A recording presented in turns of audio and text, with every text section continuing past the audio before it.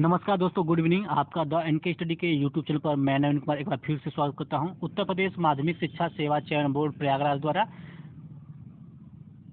विज्ञापन जारी कर दिया है और वो विज्ञापन है विज्ञापन संख्या 2/2022 प्रवक्ता का विज्ञापन है, जिसमें कहा जा रहा है कि ऑनलाइन आवेदन की जो पंजीकरण प्रारंभ होने की जो तिथि है 9 जून 2022 से है। ऑनलाइन शुल्क जमा करने के हेतु प्रारंभ तिथि 9 जून 2022 को, अर्थात आप जो है कि पंजीकरण और ऑनलाइन शुल्क एक ही दिन जमा कर सकते हैं। ऑनलाइन आवेदन पंजीकरण की अंतिम तिथि जो है 3 जुलाई 2022 है। ऑनलाइन शुल्क जमा करने की जो अंतिम तिथि है 6 जुलाई 2022 है और ऑनलाइन आवेदन सबमिट करने की जो अंतिम तिथि है 9 जुलाई 2022 है। तो इस प्रकार आप देख सकते हैं कि जो पंजीकरण की तिथि है और शुल्क जमा करने की तिथि है 9 जुलाई है। 9 जुलाई अर्थात 9 जून को ही आप जो है कि पंजीकरण कर सकते हैं, फॉर्म के लिए शुल्क पेमेंट कर सकते हैं और फाइनल सबमिट भी कर सकते हैं। अंतिम तिथि है 3 जुलाई, शुल्क जमा करने की 6 जुलाई और सबमिट करने की 9 जुलाई।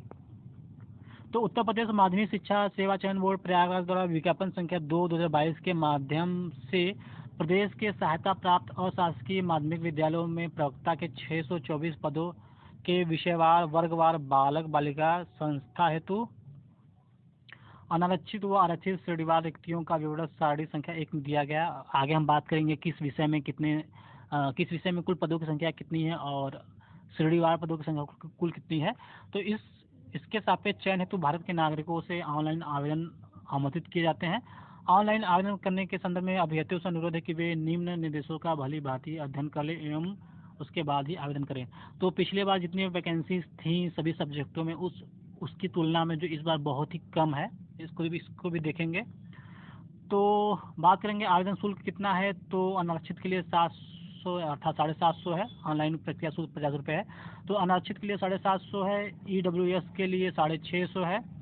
अन्य पिछड़ा वर्ग के लिए 750 है। अनुसूचित जाति के लिए 450। अनुसूचित जनजाति के लिए, स्वतंत्रता संग्राम सेनानी के लिए जो है कि क्रमांक संख्या 1 से 5 तक उल्लिखित उनकी मूल श्रेणी के अनुसार रहेगी, अर्थात जो ये है उसके अनुसार रहेगी। तो फाइनली जो है कि अनारक्षित के लिए 750, EWS के लिए 650, अन्य पिछड़ा वर्ग के लिए 750, अनुसूचित जाति के लिए 450, जनजाति के लिए 250 रुपये रहेगा। तो अब बात कर लेते हैं प्रवक्ता संवर्ग हेतु चयन की प्रक्रिया क्या रहेगी। तो लिखित परीक्षा के लिए 425 अंक, साक्षात्कार के लिए 50 अंक और 25 अंक जो है कि विभिन्न क्षेत्रों में जो भारांक दिया जाएगा। जैसे कि अगर आपके पास जो है कि डॉक्टर की उपाधि है, M.Ed. B.Ed. है या फिर किसी राष्ट्रीय स्तर की खेल कूद प्रतियोगिता में राज्य की टीम के माध्यम से भाग लिए हैं तो आपको ये भारांक दिया जाएगा। तो भारांक का जो है 25। तो कुल कुल अंकों की बात करें तो कुल अंक 500 हो जाते हैं। आपका 500 में से ही मेरिट बनेगा। अब लिखित परीक्षा जो है कि प्रवक्ता संवर्ग के पद के लिए जो है चयन हेतु अभ्यर्थियों के लिए विषय पर आधारित सामान्य योग्यता की एक लिखित परीक्षा होगी, जिसमें 425 अंकों का एक प्रश्न पत्र होगा। प्रश्न पत्र में कुल 125 प्रश्न होंगे जो 3.4 अंक का होगा। लिखित परीक्षा में प्रश्न पत्र को हल करने का समयावधि जो है 2 घंटे की होगी। अब बात करेंगे प्रवक्ता बालक वर्ग में जो है कि सभी सब्जेक्ट में सभी विषयों में कुल पदों की संख्या कितनी है और श्रेणीवार पदों की संख्या कितनी है।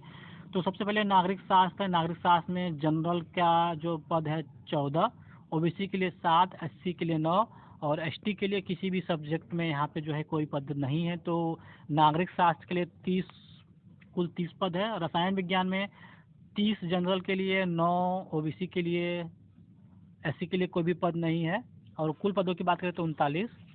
भौतिक विज्ञान में पदों की संख्या है जनरल के लिए 24, OBC के लिए 12 और SC के लिए 2, कुल मिला के 38 पद हैं। जीव विज्ञान में जो है कि 31 पद, जनरल के लिए 13 पद, जो OBC के लिए 3 पद जो है कि SC के लिए कुल 47 पदों की संख्या है। भूगोल में जनरल के लिए 23 पद है, OBC के लिए 19 पद, 9 पद SC के लिए है, कुल मिला के 51 पद हैं। गणित की बात करें तो गणित में जनरल के लिए 14 पद हैं जनरल के लिए, 5 जो है OBC के लिए, 3 जो है SC के लिए और कुल पदों की संख्या 22 है। इंग्लिश की बात करते हैं, इंग्लिश में 37 पद जनरल के लिए, 18 पद OBC के लिए, 7 जो है SC के लिए, कुल पदों की संख्या 62 है। समाज शास्त्र की बात करें तो जनरल के लिए 15 पद, 3 पद OBC के लिए, 4 पद जो SC के लिए, कुल पदों की संख्या 22 है। अर्थशास्त्र में 29 पद जो है जनरल के लिए, 15 पद ओबीसी के लिए, 10 पद एससी के लिए और कुल पदों की संख्या 54 है। इसी प्रकार इतिहास की बात करें तो इतिहास में जो है कि जनरल के लिए 9 पद, 5 पद जो है ओबीसी के लिए, कुल पदों की संख्या 14 है। हिंदी में जो है 53 पद है जनरल के लिए, 20 पद हैं ओबीसी के लिए, 8 पद एससी के लिए और कुल पदों की संख्या 81 है। कृषि में 6 पद जनरल के लिए, 6 पद ओबीसी के लिए, यहाँ पे एससी और एसटी के लिए कोई भी पद नहीं है। सभी विषयों में जो है कि एसटी के लिए कोई भी पद नहीं है। कुल पदों की संख्या 12 है कृषि के लिए। शिक्षा शास्त्र में 4 पद जो है जनरल के लिए, कोई भी पद ओबीसी के लिए नहीं है और 4 ही पद एससी के लिए हैं। कुल 8 पदों की संख्या है। मनोविज्ञान में 7 पद जनरल के लिए, 0 पद ओबीसी के लिए है और 0 ही एससी के लिए और 0 ही एसटी के लिए, अर्थात 7 के 7 पद जो है जनरल के लिए है। संस्कृत में 25 पद जो है आपका जनरल के लिए, 11 पद जो है ओबीसी के लिए, 4 पद एससी के लिए और कुल मिला के 40 पदों की संख्या है। कला की बात करें तो कला में जनरल के लिए 2 पद, ओबीसी के लिए 6 पद, एससी और एसटी के लिए कोई पद नहीं है, तो इस प्रकार कुल पदों की संख्या 8 हो जाती है। वाणिज्य की बात करें तो कुल वाणिज्य में 9 पद जो है जनरल के लिए, 4 पद ओबीसी के लिए, 1 पद एससी के लिए और कुल मिला के बात की जाए तो 14 पद हैं। तो इस प्रकार जो है कि बालक वर्ग में प्रवक्ता के लिए जो कि जनरल के लिए जो पद है 332, 153 पद हैं वो ओबीसी के लिए, 64 पद हैं एससी के लिए और कुल मिला के यहाँ पे 549 पद हैं बालक वर्ग के लिए। इसी प्रकार बात करेंगे बालिका वर्ग के लिए, जो प्रवक्ता का बालिका वर्ग है। तो नागरिक शास्त्र में जनरल के लिए 3 पद, ओबीसी के लिए कोई भी पद नहीं है, एससी के लिए 2 पद और एसटी के लिए कुल सभी विषय में कोई भी पद नहीं है। तो कुल मिला के नागरिक शास्त्र में 5 पद हैं। भौतिक विज्ञान के लिए 1 पद जनरल के लिए है, 1 पद ओबीसी के लिए है, एससी के लिए कोई भी पद नहीं। इस प्रकार कुल पदों की संख्या 2 है। जीव विज्ञान में 2 पद जनरल, 1 पद ओबीसी, कुल पदों की संख्या 3। भूगोल के लिए 1 पद जो है जनरल और 1 ही जो है कुल पदों की संख्या है, क्योंकि ओबीसी, एससी और एसटी के लिए कोई पद यहाँ पे नहीं है। इंग्लिश की बात करते हैं, इंग्लिश में जनरल के लिए 11 पद, ओबीसी के लिए 3 पद, एससी एसटी के लिए कोई पद नहीं, तो इस प्रकार कुल पदों की संख्या 14 हो जाती है। समाज शास्त्र की बात करें तो 1 पद यहाँ पे जनरल के लिए है और 1 पद एससी के लिए है, कुल पदों की संख्या 2। और शास्त्र की बात करें तो 4 पद जो है कि जनरल के लिए, 1 पद ओबीसी के लिए, 1 पद एससी के लिए, कुल पदों की संख्या यहाँ पे 6 हो जाती है।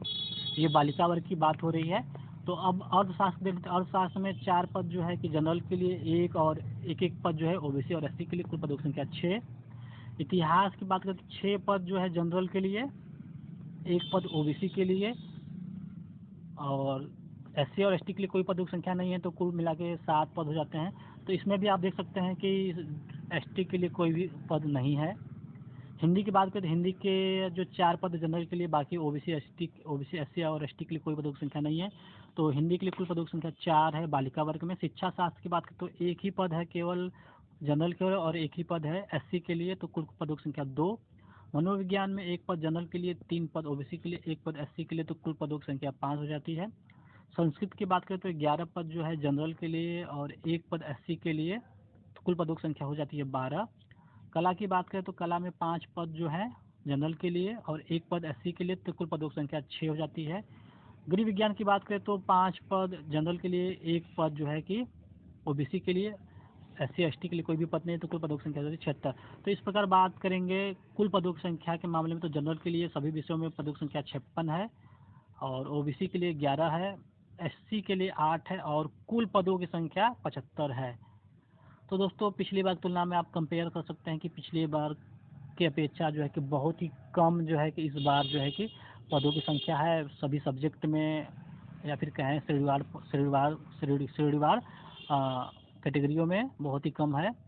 तो शायद आयोग ने जल्दबाजी में विज्ञापन जारी कर दिया है या फिर जैसा भी हो। तो दोस्तों इस प्रकार फाइनली बात करें तो प्रवक्ता संवर्ग का जो ये विज्ञापन था 2022, आपने देख लिया है कि इसका रजिस्ट्रेशन फीस पेमेंट या फिर फाइनल सबमिट करने की तिथि कब है। तो इस वीडियो में बस इतना ही। एक वीडियो जो है कि एक और जो विज्ञापन का 1/2022 से है वो टीजीटी के लिए है। अगर आप उस वीडियो को देखना चाहते हैं तो उस वीडियो का लिंक जो है इस वीडियो के डिस्क्रिप्शन बॉक्स में मिल जाएगा। साथ साथ टेलीग्राम चैनल का लिंक भी उपलब्ध रहेगा, आप वहाँ से भी जाकर दे सकते हैं। तो इस वीडियो को देखने के लिए बहुत बहुत धन्यवाद।